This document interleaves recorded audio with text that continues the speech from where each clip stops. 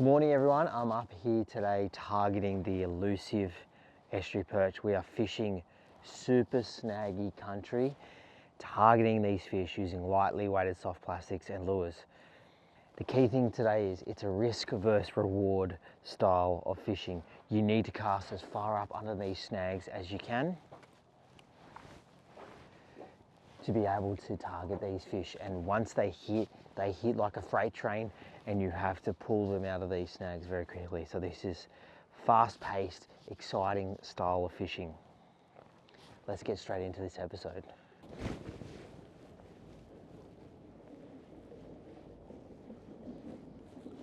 Boo! Yeah, Daddy going. What fish do you want Daddy to go catch?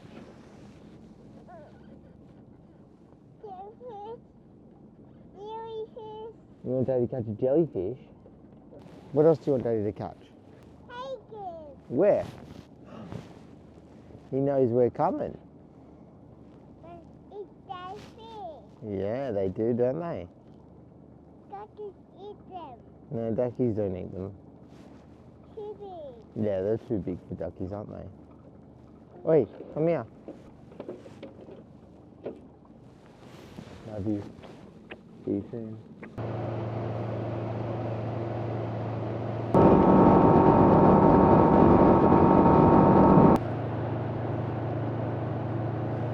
This looks as good as a spot as anyone with all the morning fog, but alright, that's as far up as I need to go. This little creek system goes for kilometres. I don't even think if I fished it all day from sunrise to sunset I'd be able to fish it all, which is pretty cool. Alright, just defrost for a second, then we'll have a fish.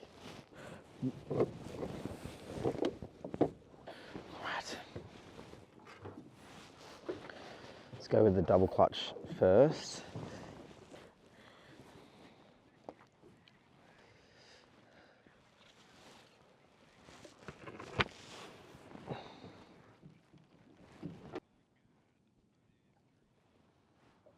Let's do it. Yes, I am really rugged up. I like to stay warm while I'm out fishing. I've even got the fly rod today, so might whip that out at some point.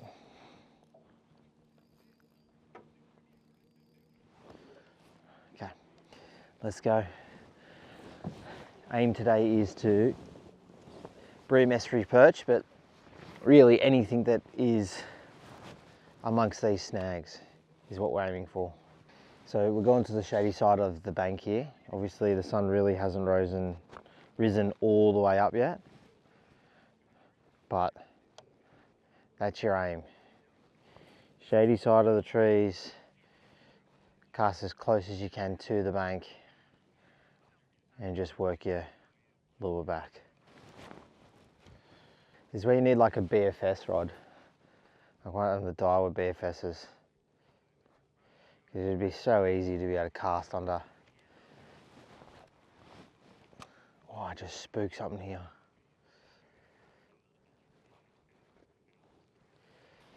It's a bit shallow here right now. So what I've noticed straight away from only having a couple casts is it is quite shallow along this little bank here. And like I said, there is kilometres of water to fish. So what I've done here is I'm just going to quickly have a look and see if there's a good patch of some deep water. So it looks like there's some good patch of deep water up ahead there.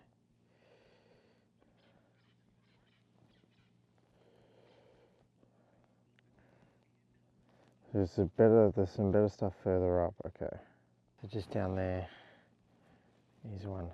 Okay, so what I'm just going to do is going to make a quick little move further up the creek, because as you can see there is some steeper banks on the other side, but it's not that great. Yep, so we'll go further up.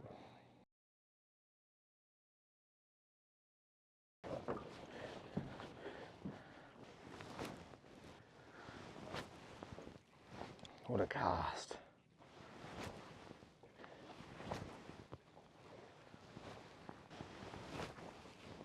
It's so cool up here that like, literally up here by myself.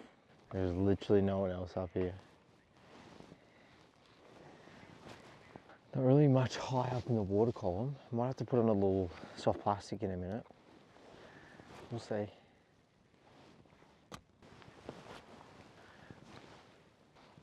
So the interesting thing we've got here is 2 hours left of the run-in tide.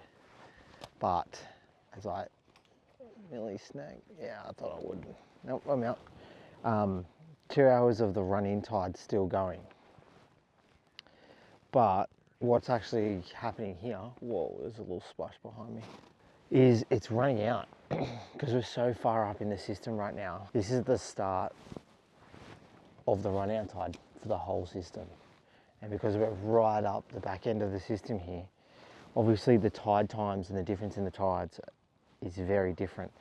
And so up here, even though we still have probably an hour, hour and a half left of this run-in tide, it's actually starting to run out here.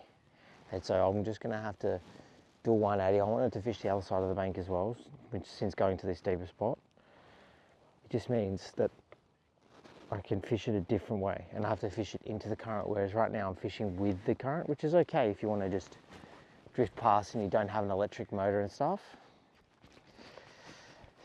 As I get caught in the tree, perfect timing for me to be able to just maybe do a little switch up here. Go get this out of the tree, maybe change my lure. I think I haven't got a hit yet.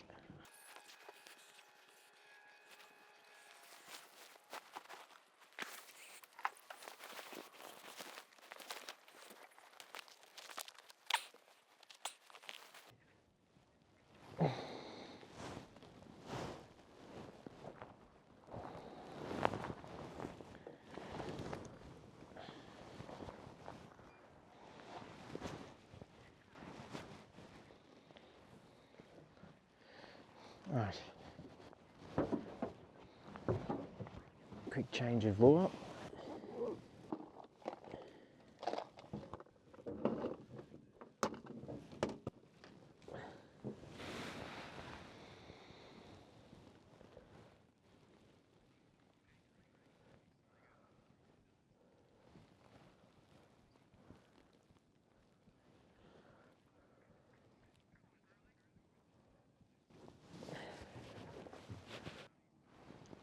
Okay, so got rid of the double clutch and now I'm going to put on the 295 flick with a 1/12 ounce jig head on.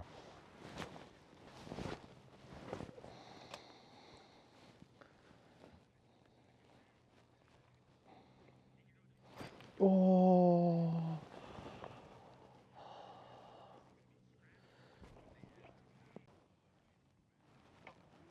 that was such a good cast. Oh.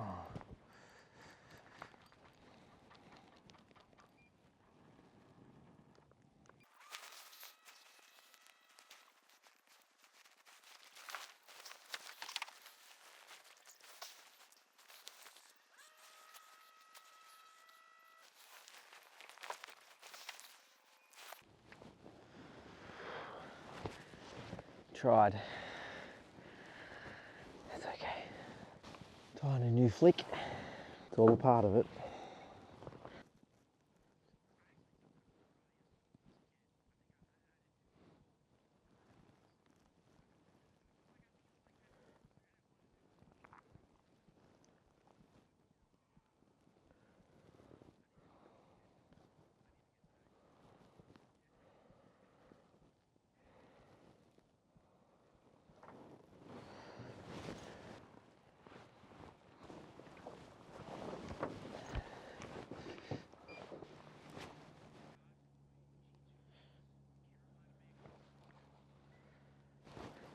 Yeah. On that same snag that I just dropped that fish on, I knew there'd be a perch in there. That is such a perchy little spot, man. Woohoo! First perch of the morning. He's only a little boy, but I love catching these fish, man. the Barra of the South. On that one snag there, I just snagged up on it, went in there with my boat and tried to unsnag it, caused a lot of chaos and stuff, and still this guy come out and whacked it. There must be a little school in there or something.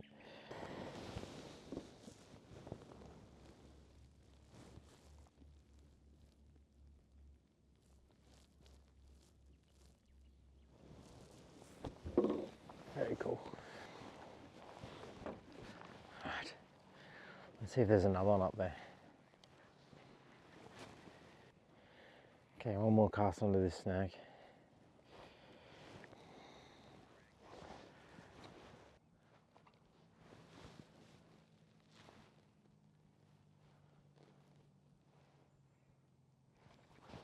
Yeah.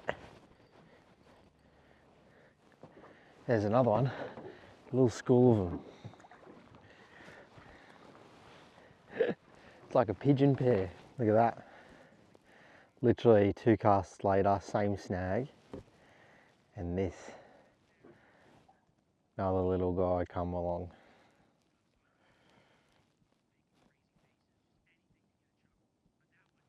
Very cool.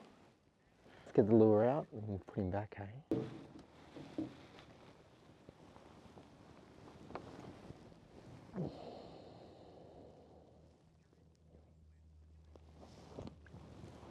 Very cool. All right, let's go again. Can we get a third fish off this bank?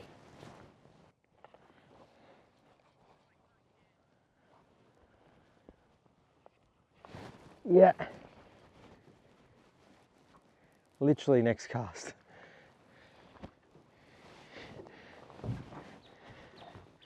He's a real tiny one. Real tiny boy. They're all in there. Tiny. Tiny, tiny, tiny. Bass flip. American bass flip. That was the next cast, literally. It's so beautiful back here.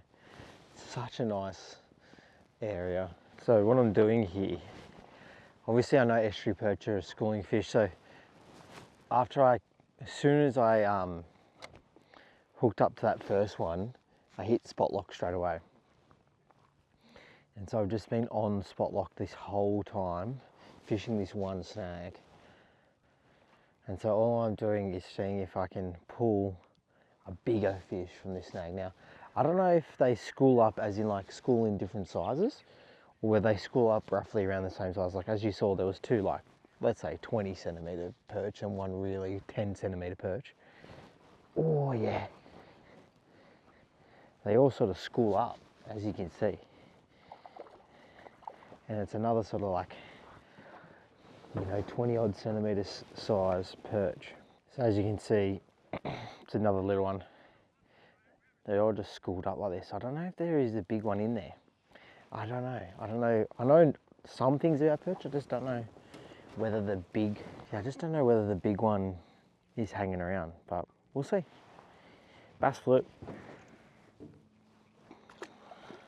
See you, mate. So that's 4 from this snag. Look, if I could probably catch another 1 or 2 small ones, I'll probably keep moving, because I just feel like there might only be small ones on them. Maybe I have to like upgrade the lure, like a bigger lure to entice the bigger fish. So the way I'm retrieving the lure is also 2.95 inch flick, 1/12 ounce. Is a very light setup, so you got to give it plenty of time to sink. And I've set, when I'm just normally moving from snag to snag, I've set my motor to travel at 0.6 of a kilometre an hour. So it's a really key thing to be able to, you want to move quick enough to go between snag to snag, but you don't want to go too quick that you don't actually fish each snag properly and give it the correct amount of time, because it does take a while for a 1/12 ounce jig head to actually sink. Yeah, another one.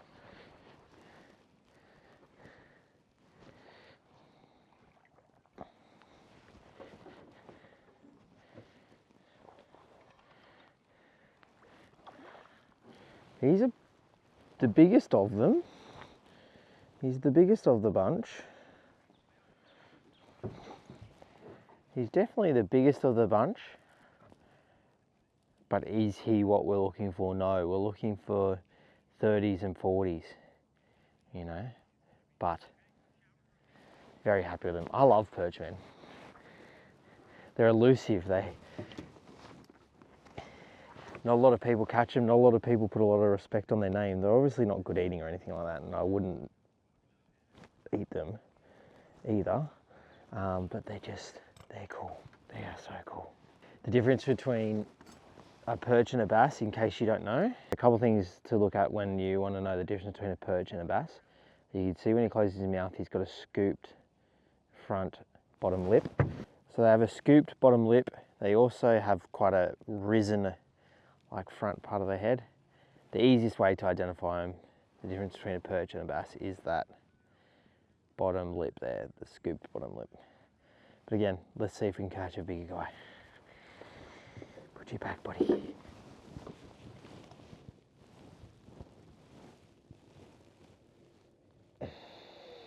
you, mate. Off he goes. Bigger one on the way. So as I was saying, you just do a little double flick technique, and it takes an age for this jig head to sink. And we're sort of just hoping that obviously we don't land in a snag like we did earlier on and land in, you know, a bit of danger and lose our lures and stuff. But you could go weedless and use a weedless one, but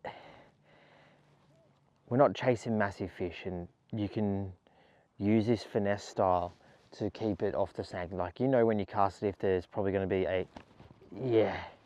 a snag hanging around. This is a better one.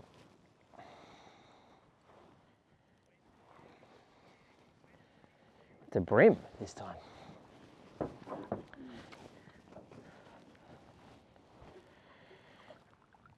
Up we come.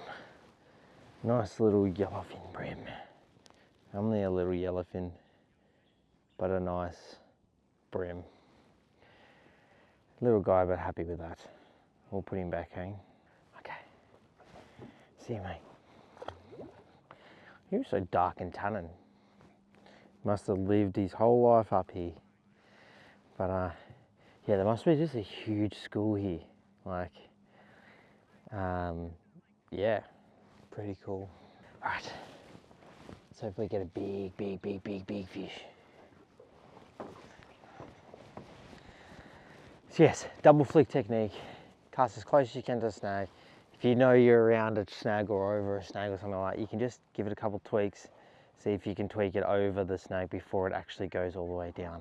Is a really big one to do. Like, sort of, you're almost imagining where the lure is while you're retrieving it. Now, I know I'm next to the log, I'm not on it, so I can let it sink and retrieve all the way down. Short, sharp tweaks. You just want to lift it off the bottom enough.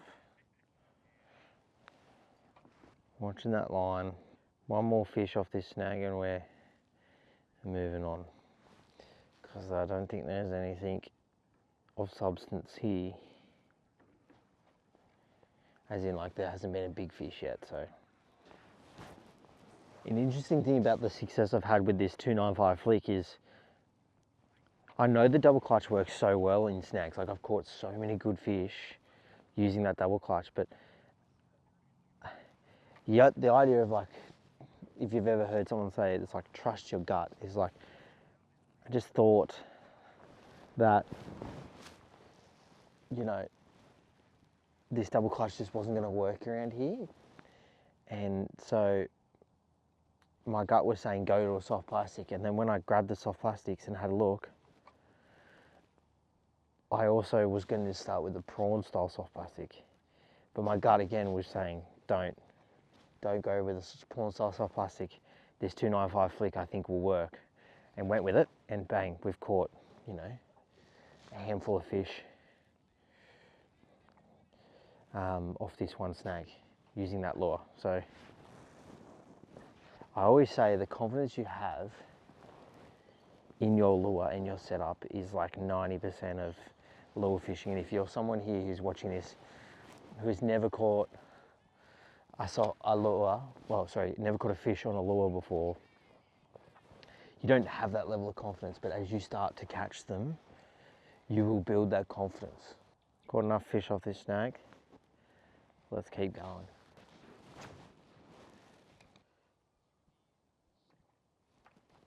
Yeah. There was just a little spook over there. I knew there was some perch over here. I knew there would be. Fish just like boofed a prawn over here. Over here there was some prawns and schoolfish that I just spooked. And this guy come along and just went boof, boof, boof on those prawns and bang. Casted at it, smashed it.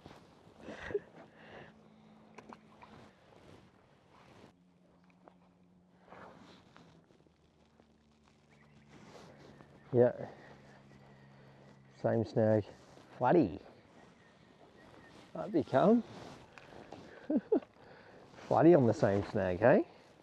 Perch one cast, next cast. Not a legal flatty, but a flatty. Look at that. Another little flatty. Cool. Let's put him back, hey?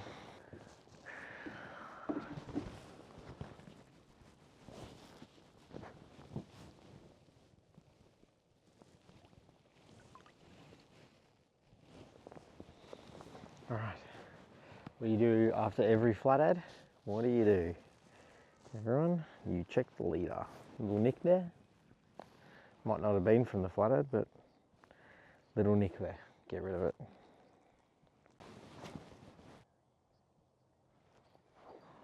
Yeah. Little tiny boy. Tiny yellowfin bream. Where's some size today? We're just catching small fish all day. That's okay.